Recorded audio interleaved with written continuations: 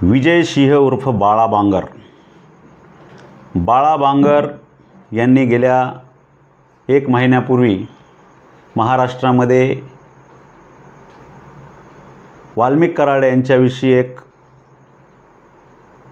जी माहिती लोकांना नव्हती ती माहिती जगापुढे आणण्याचं काम बाळा बांगर यांनी केलं आहे। मित्रांनो, हाच तो बाळा बांगर जो वाल्मिक कराड म्हणजे संतोष देशमुख हत्याकांडातील प्रमुख आरोपी आणि वाल्मिक कराड संतोष देशमुख यांच्या हत्याकांडामध्ये प्रमुख आरोपी म्हणून आज जेलमध्ये गेल्या 8-10 महिन्यापासून जेलमध्ये आहे।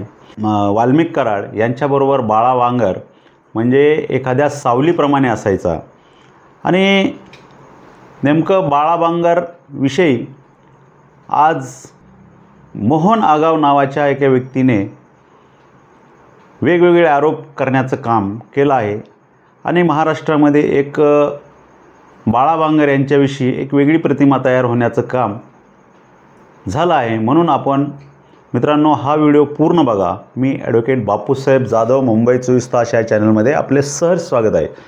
मित्रांनो, बाळा बांगर यांनी गेल्या 1 महिन्यापूर्वी पत्रकार परिषद घेतली आणि त्यामध्ये असं सांगितलं की वाल्मिक कराड हा किती गुन्हेगार आहे, किती क्रूर आहे आणि त्यांनी जे संतोष देशमुख यांची हत्या तर केलीच केली, परंतु महादेव मुंडे यांची हत्या पण त्यांनीच केली आणि त्यांच्या मानेचा एक मांसाचा तुकडा घेऊन वाल्मिक कराड यांना दाखवण्याचं काम गोट्या गीते यांनी केलं।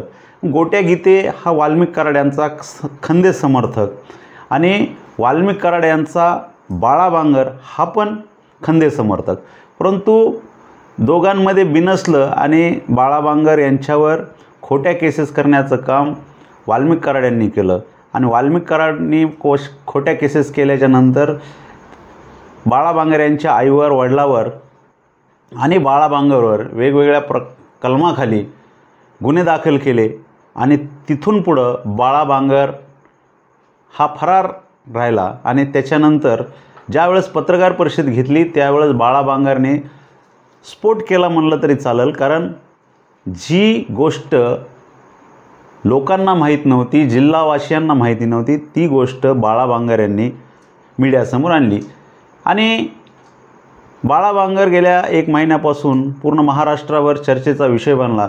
परंतु आज बाळा बांगर यांच्याविषयी एक वक्तव्य आलं आहे किंवा त्यांच्यावर एक आरोप करण्यात आला की बाळा बांगर यांच्या ज्या संस्था आहेत, मग प्रगती आसन ते त्यांच्या 2-3 संस्था असतील, त्या संस्थेमध्ये बाळा बांगर हा पण कर्मचारी आहे आणि बाळा बांगर कर्मचारी आहे।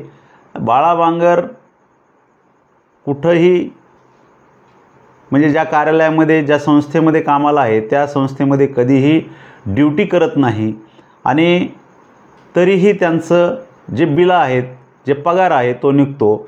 एवढंच नाही तर बाळा बांगरची बहीण असन, बाळा बांगरचा भाऊ असन, बाळा बांगरचे जे नातेवाईक आहेत ते पूर्ण या संस्थेमध्ये नोकरीला आहेत, परंतु 500-500, 600-600 किलोमीटर असून देखील 600 किलोमीटरवर राहण्यासाठी आहेत, परंतु संस्था बीड जिल्ह्यात आहे, पाटोदा शिरूरमध्ये आहे, परंतु ड्युटीला हे कोणीही लोक येत नाहीत।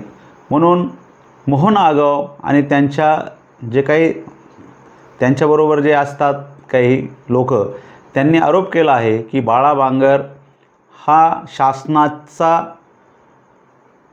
जो काही निधी आहे त्याच्यावर डल्ला मारण्याचं काम करत आहे, बोगस पगार घेत आहे, त्यामुळं बाळा बांगर यांची चौकशी झाली पाहिजे अशी मागणी केली आहे। मित्रांनो, असं जर असेल तर हा खूप धक्कादायक प्रकार आहे। बाळा बांगर यांचे नातेवाईक संस्थेत कामाला आहेत, कामाला असणं किंवा सर्व्हिस करणं किंवा नोकरी करणं हा काही गुन्हा नाही, परंतु जो पगार घेतात तो आपण शासनाचा, तो पगाराचं कामही करणं तेवढंच महत्त्वाचं आहे। कारण ज्या ठिकाणी आपण कर्मचारी म्हणून काम करता त्या ठिकाणी आपण हजर राहणं आणि मस्टरवर सह्या करणं, दैनंदिन रजिस्टरवर सह्या करणं हा आपला अधिकार आहे, हा आपला जो काही नियम आहे। परंतु आपण कुठल्याही मस्टरवर सह्या करत नसाल आणि कोणत्याही ड्युटीला जात नसाल तर हा गुन्हा आहे, म्हणून शासनाने याची चौकशी करावी अशी मागणी जिल्ह्यातून होत आहे। हाच तो बाळा बांगर जो जिल्ह्यामध्ये त्याच्यावर अन्याय झाला, म्हणून जिल्हावासियांना त्याच्याविषयी आत्मीयता आहे आणि बाळा बांगर जर हे कृत्य करत असेल, शासनाला जर चुना लावण्याचं काम करत असेल तर बाळा बांगरवर एक कारवाई झाली पाहिजे असं सर्वसामान्य लोकांमधून मागणी आहे। मित्रांनो, बाळा बांगर यांच्याविषयी आपल्याला काय वाटतं ते आम्हाला नक्की कळवा आणि आमचे असेच वेगवेगळे व्हिडिओ पाहण्यासाठी आमच्या चॅनलला लाईक करा, शेअर करा, कमेंट करा आणि सबस्क्राईब करायला विसरू नका। जय हिंद, जय महाराष्ट्र।